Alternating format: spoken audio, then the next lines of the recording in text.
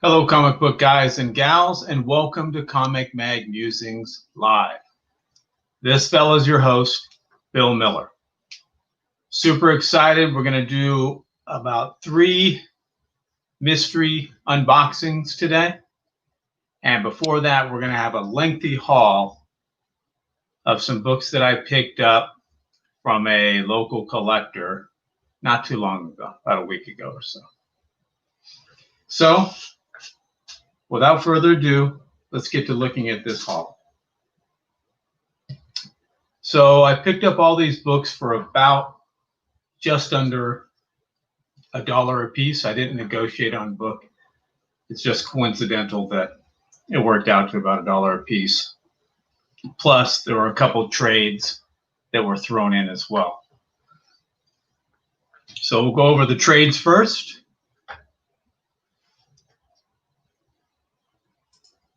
Hey, Sly, how are you, sir? Thank you for stopping by. I appreciate it. So these were some books I got off of a neighborhood app, maybe about 5 to 7 days ago. About $1 a comic book, and some trades that were thrown in as well. We have Wolverine, the Brotherhood. I can't seem to shake the trades. Yes, I have. More just keep finding me for whatever reason. The Punisher, Welcome Back, Frank. Garth Ennis run.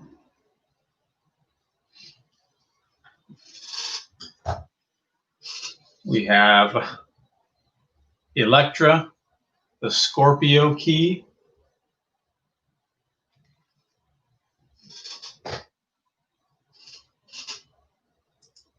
Hey, James. Thanks for stopping by, sir. Appreciate it. What we got here? Daredevil Visionaries. Kevin Smith. Now, I like Kevin Smith, but that might be a stretch to include him in anything that says Visionaries. And we got Wolverine Origin. What's going on, Jackson? Good to see you, sir. Thanks for stopping in. And Wolverine Law of the Jungle. So those are the trades that he threw in. Really cool dude. Talked to him for a while. He's a collector, but more of a reader. And hey, Gray Man, good to see you, sir. Thank you for stopping in. More of a reader, and I think he was wanting to do a couple things, had some projects around the house, and these are some books that he determined that he was able to cut loose. Nothing big. Deathlock #1. Dennis Cowan cover from '91. Some of them kind of are all over the place, but it gets to some runs a little bit later. Black Panther #1. It's the first comic book written by Ta-Nehisi Coates.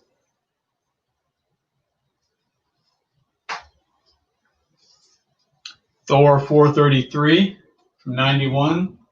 Ron Friend's cover.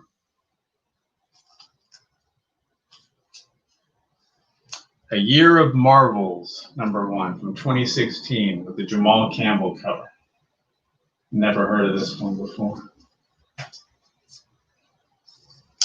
Ghost Rider Rides Again from '91. These are reprints. This one reprints 68 and 69 of the original series.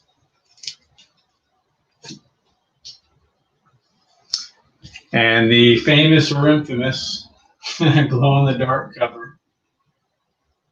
Ghost Rider 15 from the second series.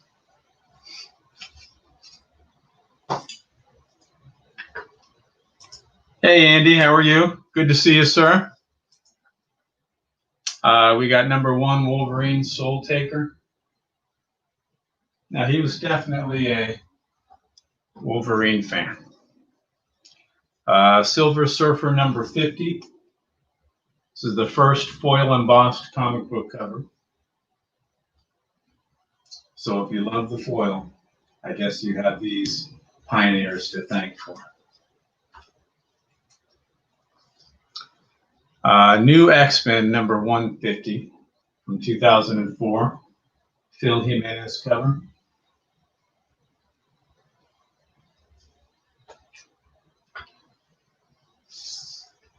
Astonishing X-Men number 8 from 2005, the John Cassaday cover. Now that's him, right, with the moon above. But doesn't that look like it could be a cowboy hat from the underside?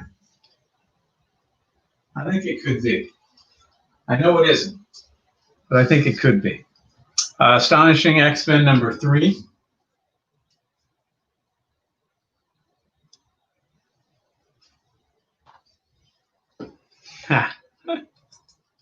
I'll see. There aren't any Conan in this run, Andy. But we've got 3 raw books to unbox, and there could be a Conan in there. I'm not sure. I don't know what any of them are, but there's always a possibility. Astonishing X-Men number 1. Now, isn't there like a variant of this with just 2 claws that's worth something? I thought so, but maybe I'm wrong. Deadly Foes of Spider-Man, number 4.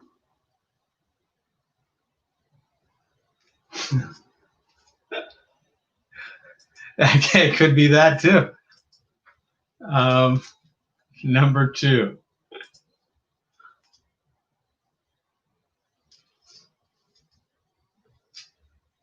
And number 1. We've got Uncanny X-Men 455.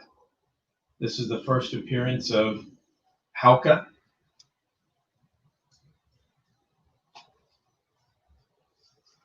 Number 423, The Death of Bedlam and the Death of Skin.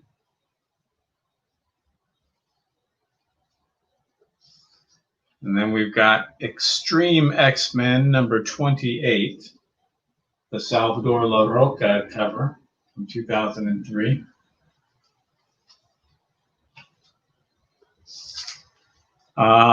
X-Men 169, written by Peter Milligan.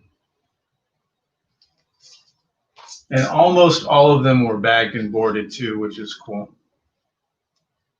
Number 175, X-Men from 2005, Salvador La Roca cover.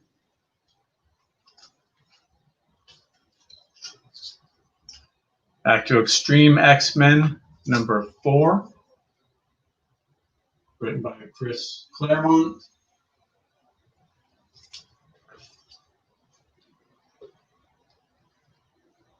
Number 25, Extreme X-Men.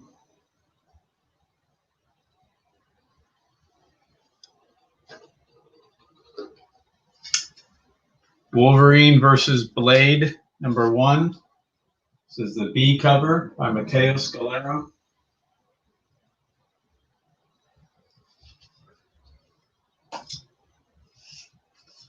And the A cover by Dave Wilkins. Now you'll notice, hang on, that this says mature content. So that means if you're immature, you wouldn't be able to appreciate it. Isn't that what that means? All right. Let's set those aside.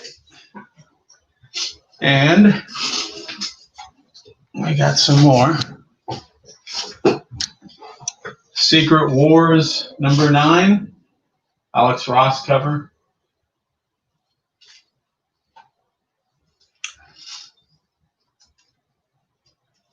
Number 8. This is the A cover by Esad Ribic.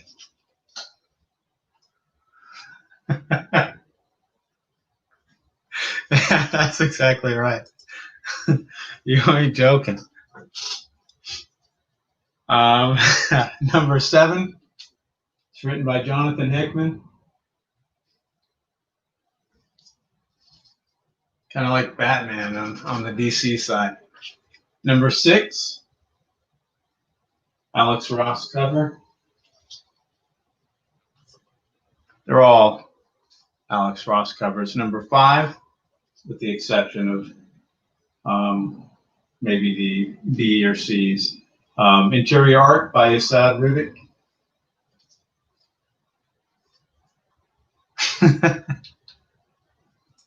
That's quite possible, Sly.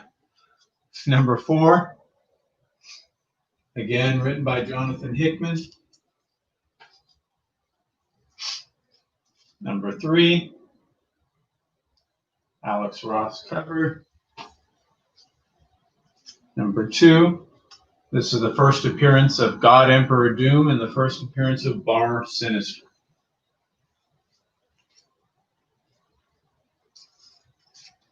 Number 1, Alex Ross on the cover. Number 0, Free Comic Book Day. This has an Avengers attack on Titan backup story. Again, these are all pickups from a local collector, about $1 a book. Web of Spider-Man 90. It's the anniversary issue celebrating 30 years of Spider-Man. And they're all in, with maybe 1 or 2 exceptions, they're all in high grade. Another number 90 has a double page ad of Spider-Man 2099 in it.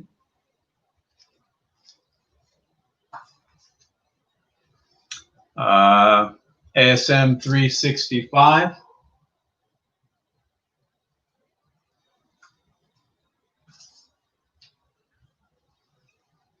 And we have X23 number 9 from 2019, Ashley Witter cover.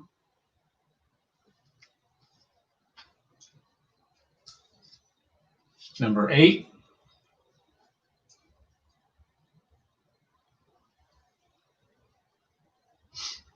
That's the B cover by Dale Keown.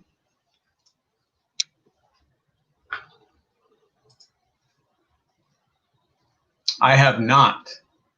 I may have to take a look at those, Andy. Thanks for letting me know. I've tried the Conan, the Savage Sword, and the Savage Avengers books from Marvel, but I haven't tried any Conan offerings from Ablaze. I'll have to check those out. X23 different series from 2012. This is what, 19? Part 4 of Adventures in Babysitting Story. Number 13, Kalman Andrzejowski with the cover art. Say that twice. Number 10, interior art by Sana Takeda.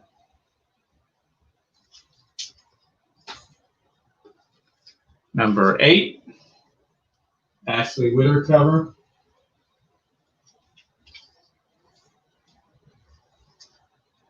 Number 7, written by Marjorie Liu.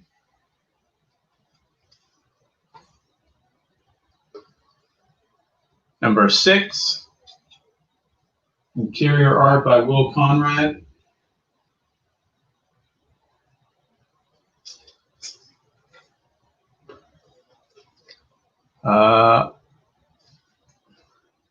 Also number 6. So the Billy Tan cover.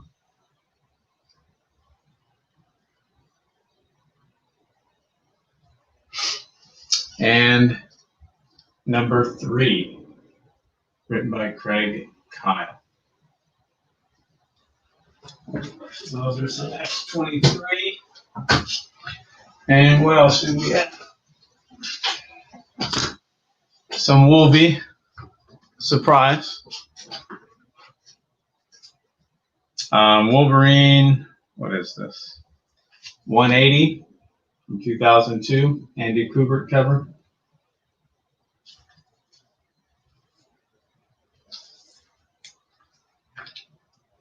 Hey, Titus. Thanks for stopping in, sir. Good to have you. This is number 116, Sean Chen on the cover art.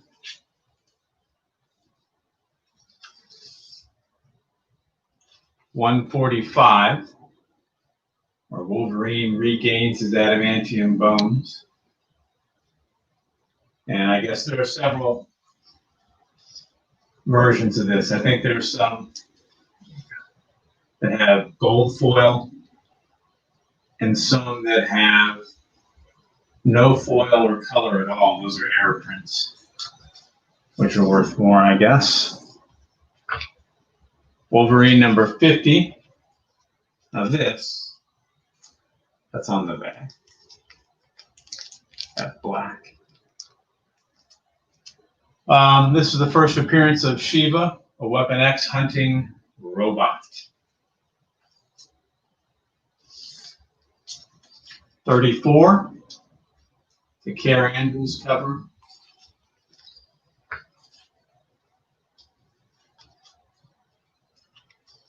33, written by Daniel Way.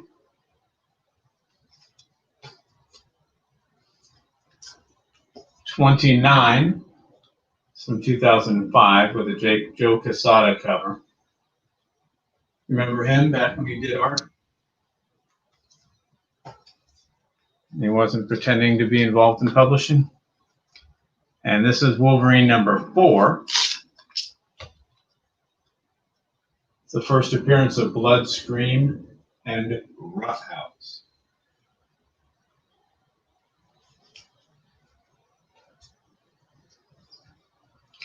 Then we have the all-new Wolverine, number 34.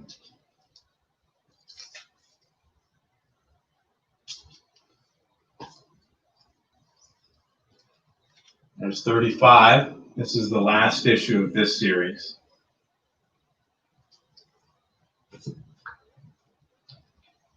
Hey, see you, James. Thanks for stopping by. I appreciate it.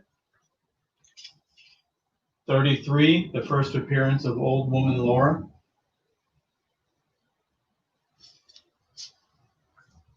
Old Man Logan, Old Woman Laura, Old Lady Harley. 32, B cover by Mike Deodato.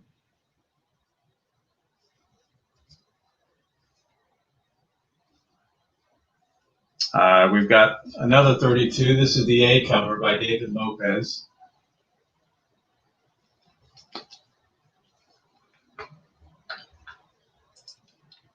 What's going on, Tim? Thanks for stopping in, sir. I appreciate it. 31, A cover by David Lopez.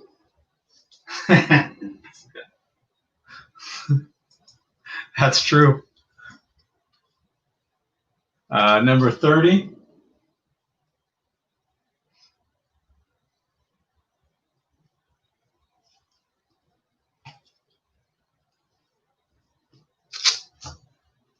Uh, 29 from 2018.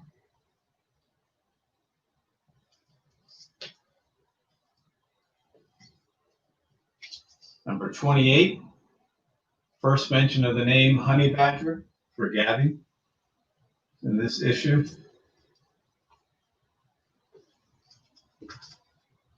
'27, written by Tom Taylor.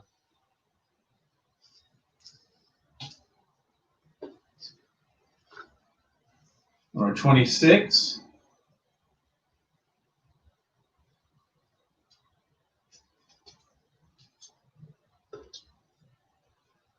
'25. This is the Orphans of X, Part 1 story.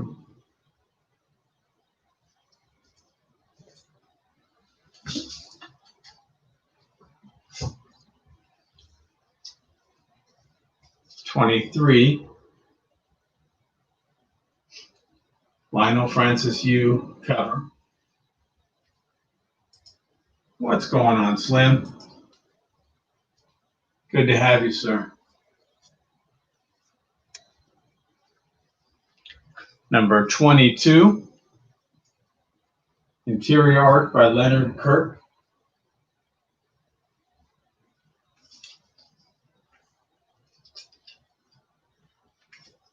'21, this is the Mary Jane variant by David Lopez.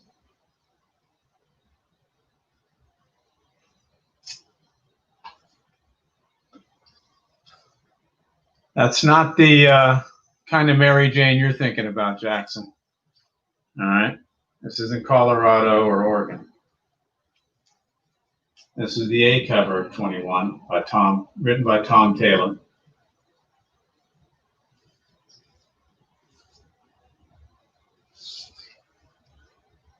Number 20, Adam Kubert cover.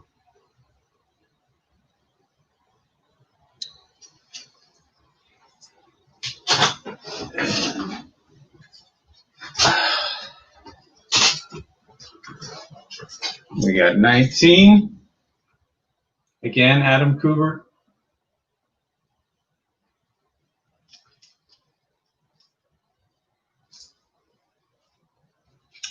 Then we drop to 14, interior art by Nicole Varela.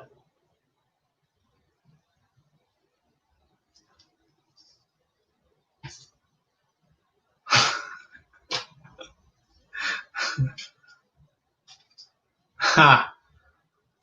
Yeah, I think Mrs. Busings wants to know that too. We've got number 13, David Lopez cover art. It's the A cover. That's why I could never be on Comigories. All right, I've got a whole bunch of, well, I got some books here. And then in guest bedroom, there's a whole bunch of books in the closet and in the room. And then downstairs, under the stairs, there's thousands of books in storage there. So I'd never be able to make it in 30 seconds grabbing a book unless I put everything consolidated all in one area. Number 12, interior art by Ed Guerra.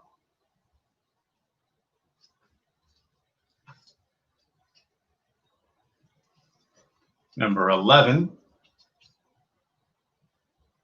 the cover by Bengal, who is not surprisingly from Cincinnati.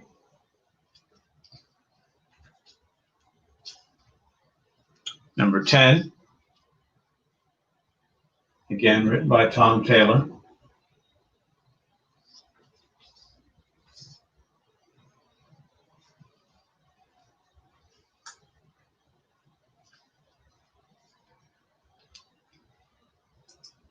Humble bragger.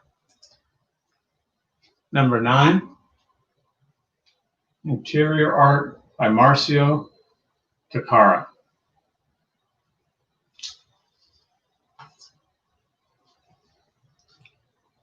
Number 8, again covered by Bengal.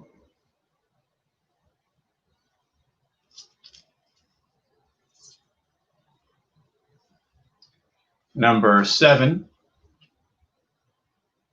this is the first appearance of Jonathan, Gabby's pet Wolverine.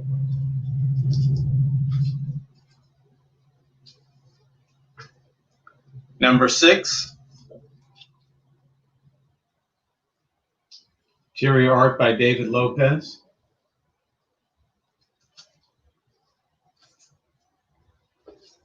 Number 5, A cover by Bengal.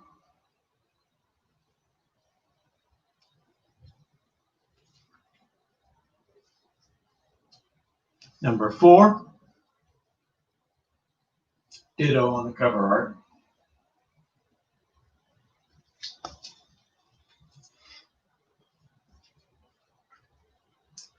Number 3, again a Bengal cover.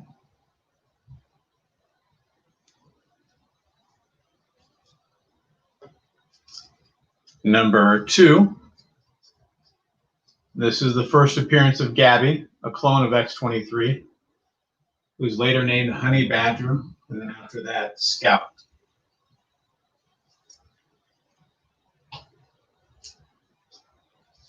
And we've got number 1. This is the F cover. It's a 1 in 20 retail incentive by David Lopez.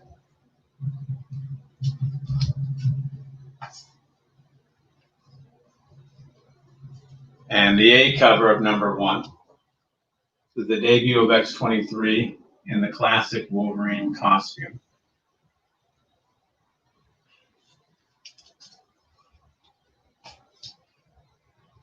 And lastly, we've got the hip hop variant cover, the C cover by Karen Grant. And this is probably the only hip hop variant cover I have. I don't really seek those out, but I guess it's worth $1 or $2. So why not? And those are my dollar pickups from a local collector from the neighborhood, I think it's called neighborhood application. Let's see what we got going on in the chat.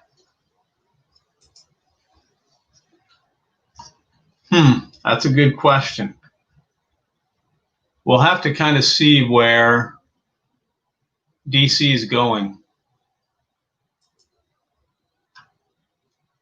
So I'd say remains to be seen.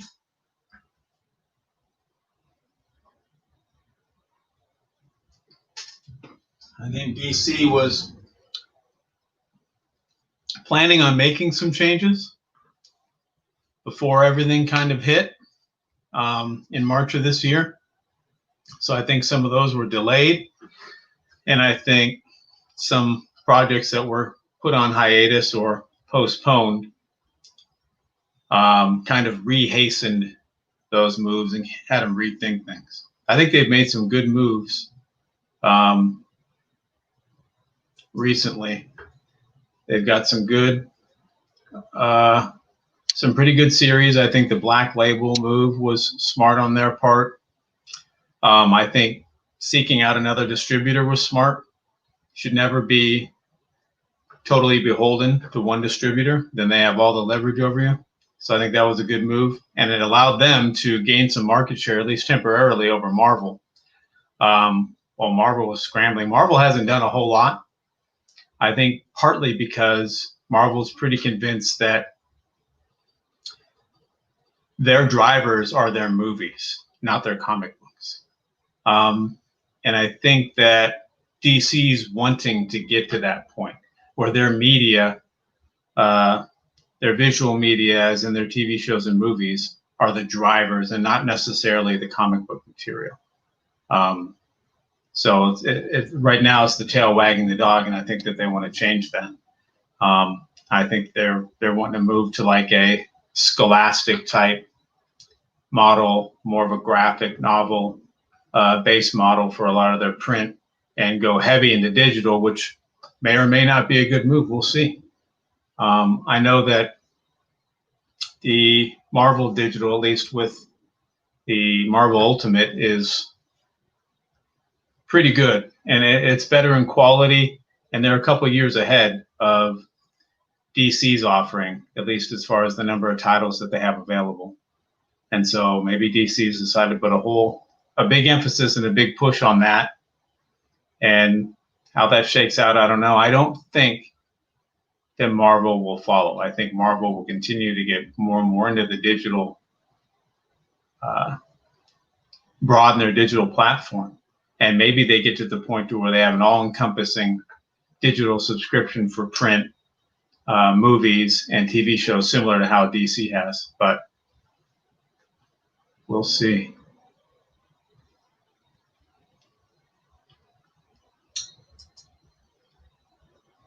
Yeah, I was thinking about something like a filing cabinet or something like that. But I'm big into the presentation, antiques and stuff like that. Like I've got a lot of mid-century modern stuff and some primitives in a couple different rooms. And so I was thinking more along the lines of some old railroad carts, and I could stack some boxes on that. But I just haven't quite found the right fit for the right price, and so I haven't done anything. Just boxes on the floor for the most part. But we'll see.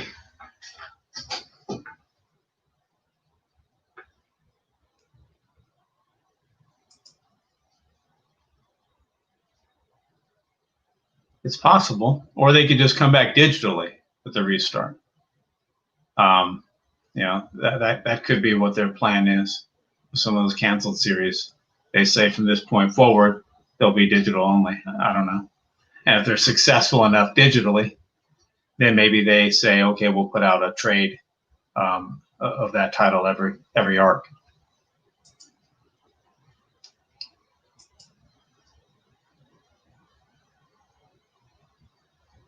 Yeah, I suspect that they are.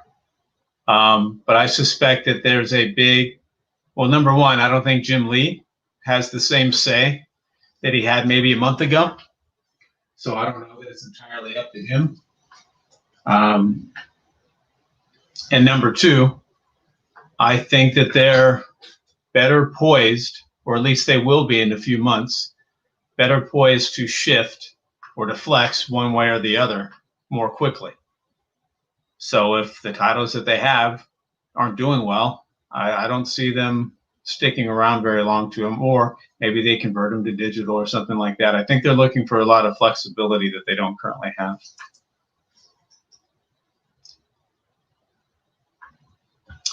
All right. Let's see. We got our trusty box cutter. And here's box, there we go, number one. So let's see what's in this rascal.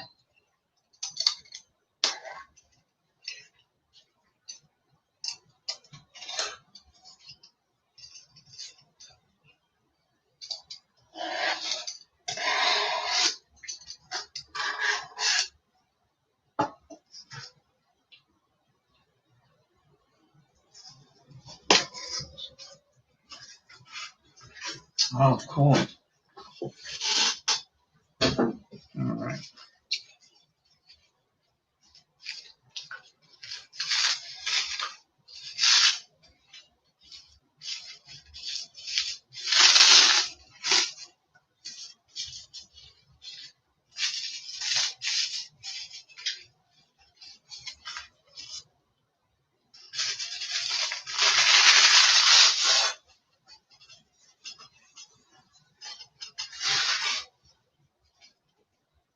All right, we've got Pacific Presents number 2.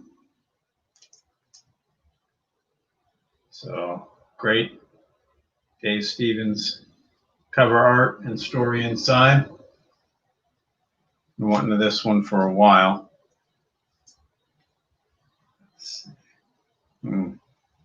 It's a tough black cover.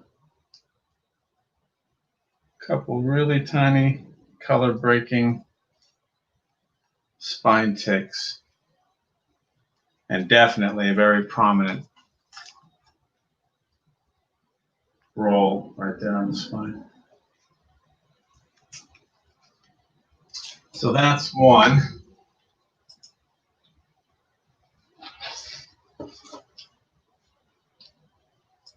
What are we eating, Titus? That's what I'd like to know. We got cereal, eggs and bacon, pancakes, waffles, or something completely different. All right, let's see what we have in this one.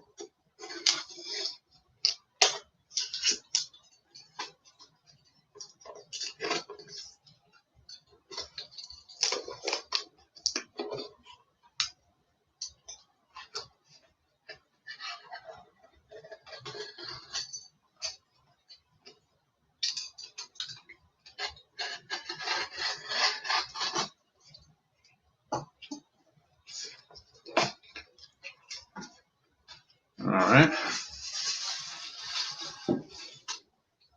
guess that works.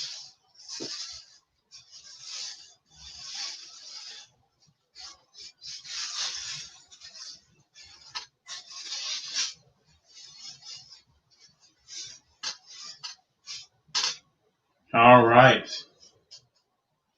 Shogun Warriors #1.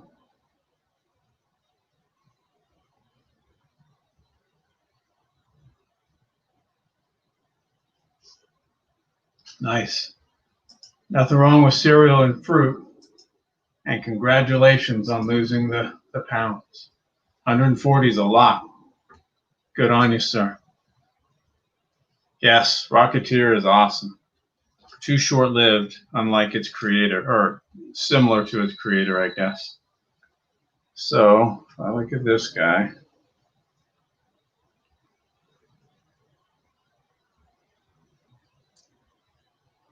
the ding in the corner up there. But with a press, I think we've got a 9.6 on our hands. Don't think it hit 9.8. Let's see it.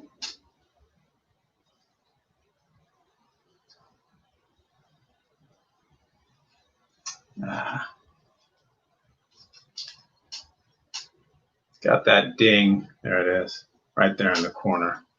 I think we'll preclude that from getting anything higher than 9.6, but a 9.6 is certainly feasible. And lastly, let's see what we got in this rascal.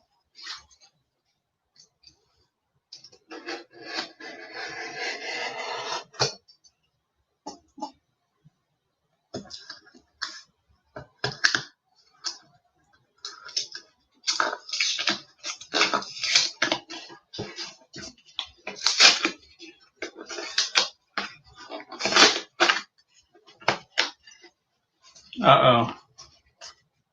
Got the dreaded peanuts.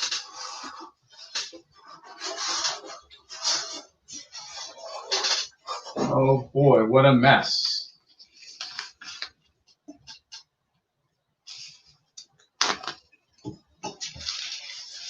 All right, wrap. This is not a graded book.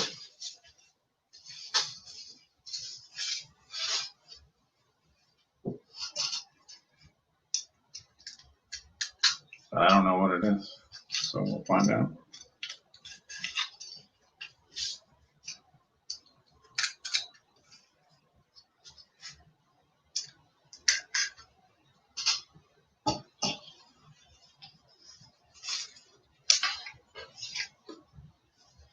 I still don't know what it is.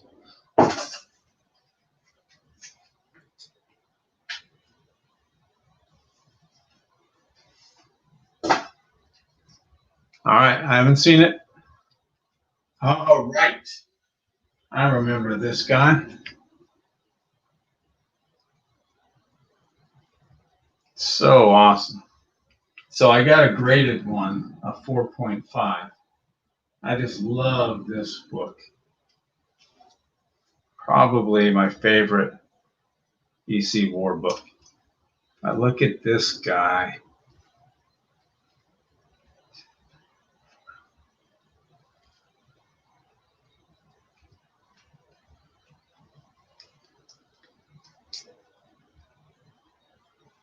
Really nice and tight over here. Not so much, a little bit of what could be foxing or water damage down there on the bottom. Attached at the staples. But definitely, even though it's white, definitely a lot of ticks. But I would say, without taking out and looking at the back, which obviously I'd have to do.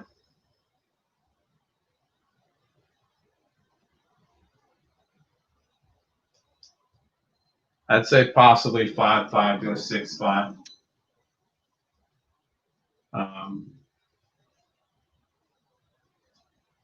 It would benefit from a press. There are a couple defects several that could be pressed out. But super cool, and I love the store stamps. I'd rather there weren't so many, but I do like them. I think they're pretty cool and they add character. There's one would have been enough for me, but there's one there and one right there. I'm assuming those are store stamps. This is Dwayne L. Beck, something, Pennsylvania. So that is the other one. I like that. This guy away. And that'll do it. I wasn't going to stay on too long, gang. I won't go over all the 100+ books that I picked up locally, but I'll go over the 3 that I unboxed. So we got Two-Fisted Tales, number 26. We've got Shogun Warriors, number 1. And we've got Pacific Presents, number 2. So Titus asked, how do they press? So generally they'll press and clean. There's an expectation usually that if you press a book that you clean it as well. And cleaning usually involves all sorts of different, very soft, fragile erasers where they can try to remove dirt. It involves sometimes sharp knives where they can try to get something that's stuck onto the page off, including stickers. Sometimes you'll see stickers put on covers. And usually if you have a sticker, they'd have to wet it and then try to scrape it off gently. But pressing, it's usually like a t-shirt press, right? So one that has heat, and they have what's called a cold press, which you wouldn't apply heat, but generally you wouldn't want that because more often than not, the defects will reappear. They'll come back after a period of time. So you have to apply humidity. You have to have like a little humidity chamber or set up your own with steam to where you raise the humidity level of the book to a certain point, and that makes the fibers more pliable. And then you take them and you put in your, and I haven't done this, right? I just know of it, and there are videos that show you exactly how to do it. But you put down like some boards and you put paper in between at the center fold. You'll put some papers between the front and the back cover and the rest of the book because you don't want to press it and damage the staples. You don't want to press it and damage the gloss or the cover on the cover. And you'll put usually another board on the top of it. And it depends on whether it's modern, silver, gold, how much padding or how many different boards that you put in there. And for a period of time, you'll press it and apply a certain degree of heat. And that will gradually press those defects out. If they're not color breaking, usually if you have a spine roll, or if you have dimples or little creases that aren't color breaking, waviness, all those things can ultimately be pressed out. And none of that is considered restorative by any of the major grading companies. So that's what a press means. And you would usually apply it heat for a period of time, and then you would turn off the heat and leave the book in the press for many, many hours after that. Sometimes overnight, depends on who's doing it and how long they think they need to. And then take it out. So yes, I like the stamps too. I particularly like date stamps, as long as they're not too intrusive on whatever the cover art is. But store stamps are cool too. Written dates are okay, just not as cool as a stamp. All right, so sorry about that, Andy. I kept you and no Conans, but I imagine we might have to. We might have a Conan in the next unboxing. odds are, right? Odds are pretty good that we will.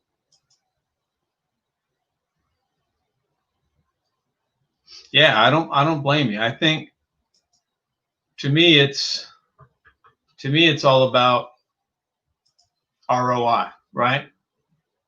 So if I'm going to,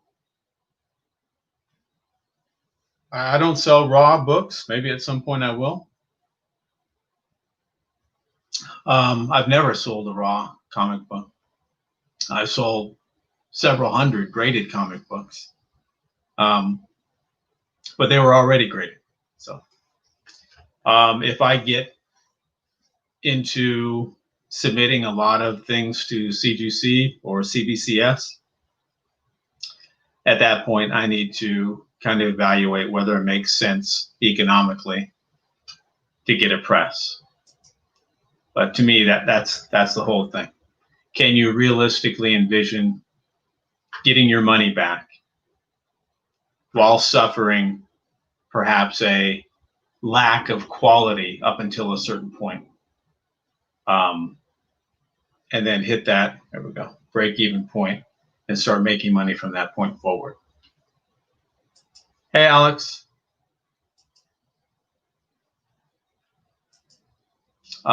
So that depends, Titus. Usually I'd say the general wisdom is that newsstands are more expensive than direct distribution, but that's not always the case. It's not that they're more desirable. It's just that they're less plentiful. And so that's what would make them worth a little bit more. Right? At some point, there was a tipping point between newsstand and direct, probably 85, maybe 86, where you started seeing more books go the direct distribution route versus newsstand route. And so that's really all it comes down to. I don't personally care. Some people do. And some people like one or the other for aesthetic reasons.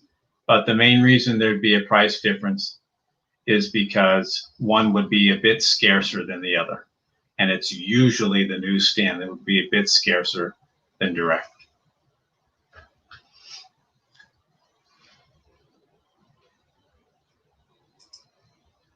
So that would be cool if you did. I don't know if I will. We'll see. I thought about it a little bit, but I want to make sure that I don't know. I'd have to dive into that rabbit hole and see what makes the most sense. I mean, there's so many different presses out there. Is there a good value level one that has everything that you need without paying for things that you don't need? And then do I set up some sort of humidity chamber? Do I do my own? I've seen people make their own, where they have a saran wrap or towels or something with heated water.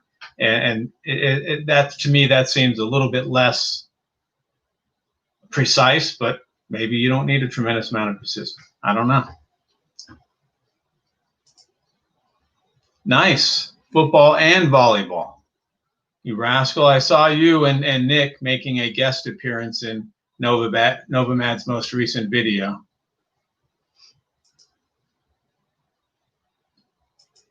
So yes, Titus, for all intents and purposes, they're the same comic, with the exception of a newsstand will usually have, there we go, the barcode, and if it's direct, it'll either have like a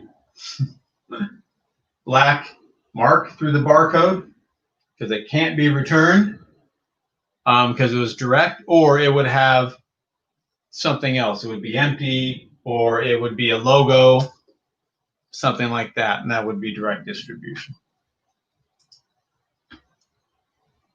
But the rest of the cover and the content is all the same. So the only difference is direct distribution for all the issues that didn't sell. The comic book shop would have to keep. They couldn't send them back. If it was newsstand, for anything that didn't sell, they could send them back for credit or tear the cover or prove somehow that they still have the comic and it never sold and send those back for a refund. Obviously, they don't do that anymore. But all right, Alex. So real quickly, Shogun Warriors #1, Pacific Presents #2, and Two Fisted Tales #26 with a stamp. I don't know that it's a store stamp. It could just be a person's stamp. They got their own stamp and they're saying, this is my book. Keep your mitts off of it. All right, but that'll do it, everyone. Thank you so much for watching. Hope everyone has a wonderful weekend. And I'll try to go live again with some more unboxings maybe in a couple weeks. Thank you so much for watching. Remember, we're taking over the world one comic book at a time. Bye, all.